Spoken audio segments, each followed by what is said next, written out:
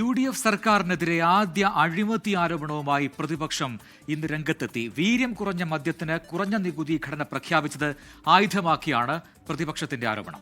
Spirit ഉപയോഗിച്ചുണ്ടാക്കുന്ന മദ്യത്തിനാണ് നികുതി കുറച്ചതെന്നും പിന്നിൽ കർണാടക ലോബിയാണെന്നും മുൻ എക്സൈസ് മന്ത്രി MP രാജേഷ് ആരോപിച്ചു.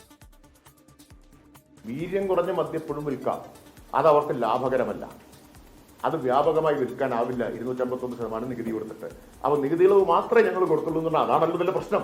ഇതൊക്കെ കർണാടക മദ്യലോബിക്ക് വേണ്ടി ചെയ്യുന്ന കാര്യമാണ്.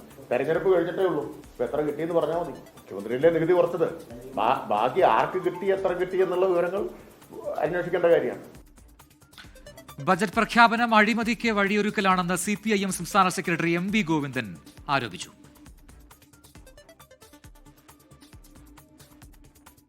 സമ്പൂർണ്ണ സ്വകാര്യവൽക്കരണത്തിനുള്ള ആമുഖ പ്രഭാഷണമാണ് മുഖ്യമന്ത്രി VD സതീശൻ്റെ ബഡ്ജറ്റ് പ്രസംഗമായി അവതരിപ്പിച്ചത്. ഞാനൊരു നെഹ്റുവിയൻ സോഷ്യലിസ്റ്റാണ് എന്നാണ് അദ്ദേഹം അവകാശപ്പെടുക.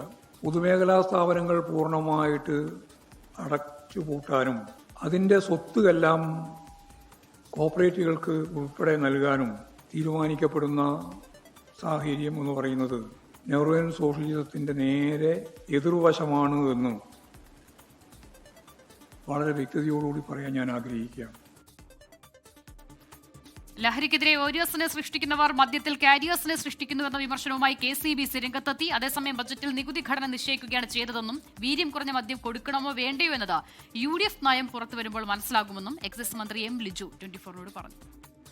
കേരളത്തിലപ്പോൾ വീര്യം കുറഞ്ഞ രണ്ട് മദ്യങ്ങളും 0.5 to 20%, 20% to 30% ആയിട്ടുള്ള മദ്യവിൽപ്പനയ്ക്കുള്ള അനുമതി LDF സർക്കാരാണ് കൊടുത്തത്. ഇന്നത്തെ UDF സർക്കാർ ഇപ്പോൾ എടുത്തിരിക്കുന്ന തീരുമാനം അത് എക്സൈസ് വകുപ്പുമായി ബന്ധപ്പെട്ടുള്ളതല്ല. ഞാൻ എക്സൈസ് മന്ത്രി എന്ന തരത്തിൽ അത് പറയാൻ ആഗ്രഹിക്കുന്നു. അതൊരു ധനകാര്യ തീരുമാനമാണ്. അതായത് കേരളത്തിലെ LDF സർക്കാർ ഇവിടെ കൊണ്ടുവന്ന മദ്യത്തിന് നികുതി ഘടന നിശ്ചയിക്കുകയാണ് പുതിയ ബജറ്റിൽ വന്നിരിക്കുന്നത്. അത് ഒരു ധനകാര്യ തീരുമാനമാണ്. ഇവിടെ വിൽപ്പന നടത്തണോ എന്നുള്ളത് ഒരു നയപരമായ തീരുമാനമാണ്. തീർച്ചയായിട്ടും UDFൻ്റെ മദ്യനയം വന്നിട്ടില്ല. കേരളത്തിൽ UDF പ്രഖ്യാപിച്ച മദ്യനയം എന്നത് LDF മദ്യനയത്തിന് മാറ്റമുണ്ടാകും എന്നുള്ളതാണ്. ഇപ്പോൾ കേരളത്തിന് അനുയോജ്യമായ തരത്തിലൊരു മദ്യനയം രൂപപ്പെടുക്കുന്നേ ഉള്ളൂ. അപ്പോൾ അതുകൊണ്ട് തന്നെ ഇതൊരു നികുതി ഘടനയുടെ പ്രഖ്യാപനമായിട്ടാണ് ബജറ്റിൽ ഉണ്ടായിരിക്കുന്നത്.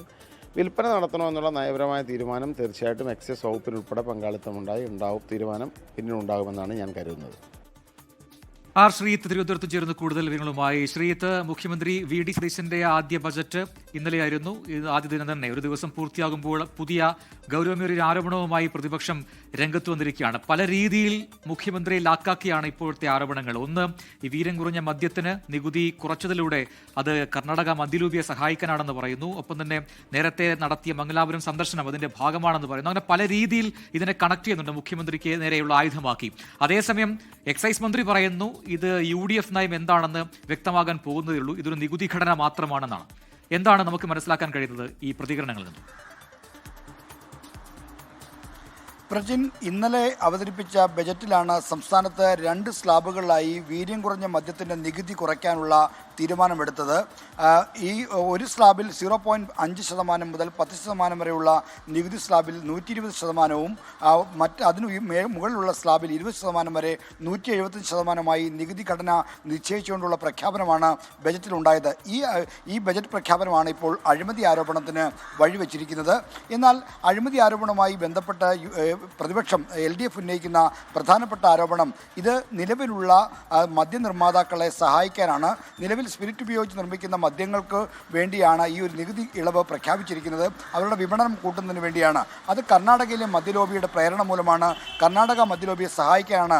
അവരിൽ നിന്ന് എന്ത് പ്രതിഫലം കിട്ടിയെന്ന കാര്യം വ്യക്തമാക്കണമെന്നാണ് മുൻ എക്സൈസ് മന്ത്രി MP രാജേഷ് ഇന്ന് മാധ്യമങ്ങൾക്ക് മുന്നിൽ ആവശ്യപ്പെട്ടിരിക്കുന്നത്. അപ്പോൾ സർക്കാരിനെതിരെ ഒരു അഴിമതി ആക്ഷേപമാണ് പ്രതിപക്ഷം തുടക്കത്തിലെ ഉയർത്തുന്നത്. ഈ ബാറുമായി ബന്ധപ്പെട്ട ഏറ്റവും പ്രധാനപ്പെട്ട അല്ലെങ്കിൽ മദ്യവിപണനവുമായി ബന്ധപ്പെട്ട ഏറ്റവും പ്രധാനപ്പെട്ട ബജറ്റ് പ്രഖ്യാപനത്തിനെതിരെ ശക്തമായ ഒരു അഴിമതി ആരോപണം ഉയർന്നു വരുന്നു എന്നതാണ് എന്നതാണ് ഇതിൻ്റെ പ്രസക്തി.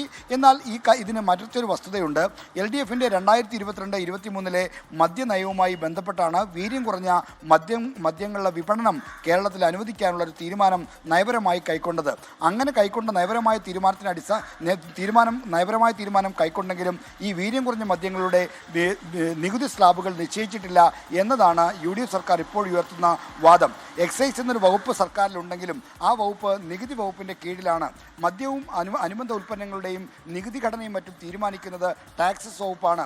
ആ ടാക്സസ് വകുപ്പിൻ്റെ കൂടി മന്ത്രിയാണ് ധനകാര്യമന്ത്രി. അതാണ് കേരളത്തിലെ മുഖ്യമന്ത്രി VD സതീശൻ. അപ്പോൾ നേരത്തെ LDF സർക്കാർ കൈക്കൊണ്ട തീരുമാനത്തിൻ്റെ ഭാഗമായുള്ള നികുതി സ്ലാബുകൾ പ്രഖ്യാപിക്കുകയാണ് ഇപ്പോൾ VD സതീശൻ ബജറ്റിലൂടെ ചെയ്തിരിക്കുന്നത് എന്നതാണ് സർക്കാരിൻ്റെ വാദം. എന്തായാലും ഈ രണ്ട് വാദങ്ങൾ നിലനിൽക്കുമ്പോഴും ഈ തീരുമാനവുമായി ബന്ധപ്പെട്ട അഴിമതി ആരോപണം വന്നിരിക്കുന്നു എന്നതാണ് ഏറ്റവും ഗുരുതരമായ പ്രശ്നം.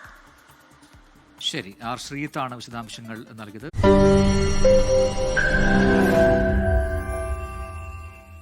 ലോകത്തെവിടെയായാലും ഏത് സമയത്തും 24 വാർത്തകളും ഓഗ്മെന്റഡ് റിയാലിറ്റി പാക്കേജുകളും എക്സ്പ്ലെയിനറുകളും വിശദമായി കാണാൻ ഞങ്ങളുടെ YouTube ചാനൽ നിങ്ങൾക്ക് സബ്സ്ക്രൈബ് ചെയ്യാം.